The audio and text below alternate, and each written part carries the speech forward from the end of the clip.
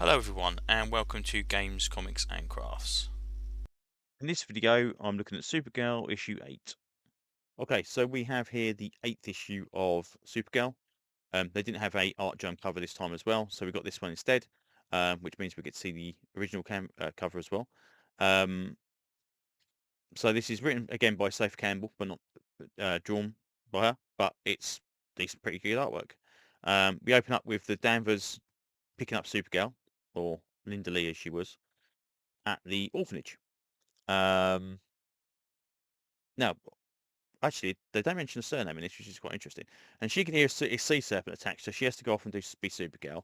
So as she goes off to be Supergirl, she opens up this wooden tree post, and this robot comes out to pretend to be Linda Lee. And once she's done, she goes back into the wood. Um, Quite cool. We've got the original blue on blue Supergirl costume. So obviously, again, continuity doesn't matter. DC, they don't care anymore. And she's put back into the tree. Then we go to Christmas, and we're talking about Christmas, and she has obviously never seen snow before, and she's never seen Christmas and all this kind of stuff. So I can't believe she's never seen snow before, because surely Krypton's got a pole.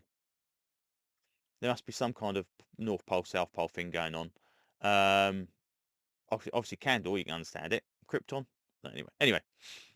So she's saying that Supergirl's really grumpy and unhappy, and you can understand it. She's reflecting on missing all her family and friends that were killed in thingy, which again, okay, fair enough. Um, but there's something going around here. So she where's this thing going on, all, and something breaks into the house, and there's stuff all over the floor, and they go off and track it down, and for some reason the tracks go into the building, into the orphanage.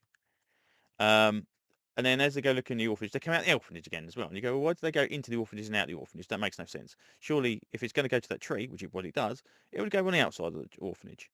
Um, so the robot's still inside, and that's what it was. And they said, "Oh, well, it's strange. We didn't hear anything. We've got Kryptonian people, we've got Kryptonian dog, and we've got trained secret agents that my parents are. And it's weird that we didn't hear anything." And you go, "Well, yeah, it is very weird. And it's very convenient, story-wise, for you not to hear anything, because surely you would.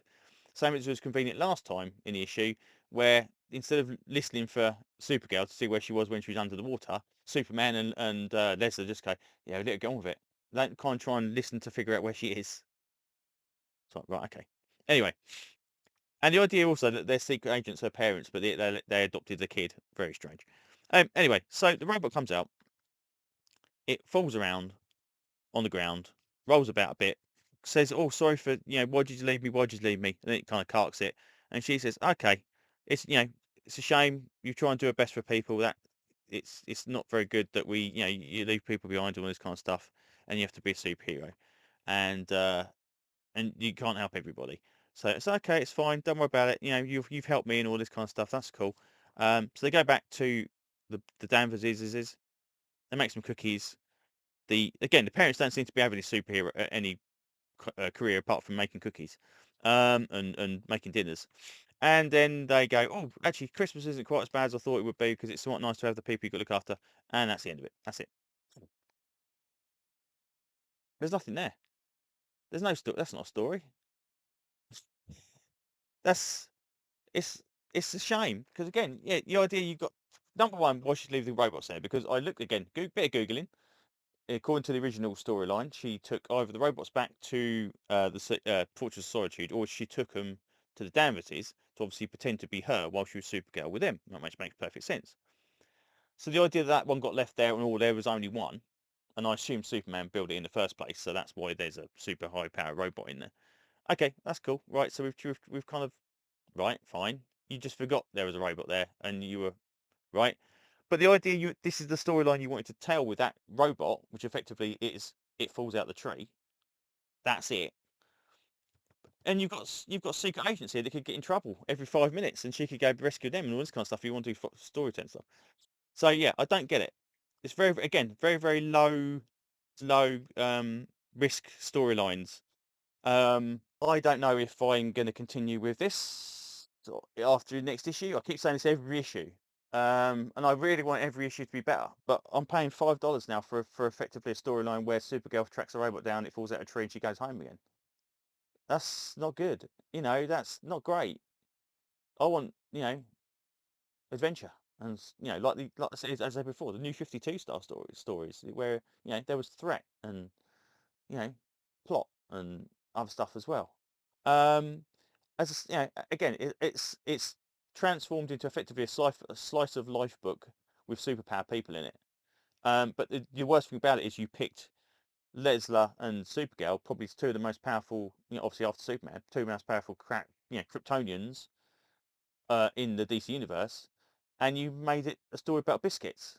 Um, if you did that with somebody that was, non-super powered, where you'd had more homely things going on or whatever, or even kind of low level threat kind of stuff. Maybe if you're doing it with Batgirl that didn't want to be Batgirl, but she went home. Um, we're talking not Babs Batgirl, the other Batgirl. She went home and stayed with her parents and whatever, and there was stuff going on, but she kept having to interfere with all that kind of stuff. But she didn't really want to be Batgirl anymore. Um, that would kind of work because this low level kind of stuff where she's just tidying up the community, making sure everyone's safe. Fair enough. But you've got Kryptonians here that they can effectively beat Darkseid up if they wanted to. It just seems like such a waste of the character. So yeah, so we'll see what the solicitation is for the next issue, and we'll decide there and then whether or not we're going to pick it up or not. But all in all, largely disappointed again, especially with a little leak at the end of the last issue where it's like, oh, something really bad's hiding in the tree. No, it wasn't. It wasn't at all. There was a robot in there that broke into the house and upturned some biscuits. That's about as dangerous as it got. It was quite sad. Anyway, so yeah, so enough rambling for now. I think that's pretty much all I can say about this one, really. So thanks for listening, and hopefully I will see you on another video very, very soon. Bye bye.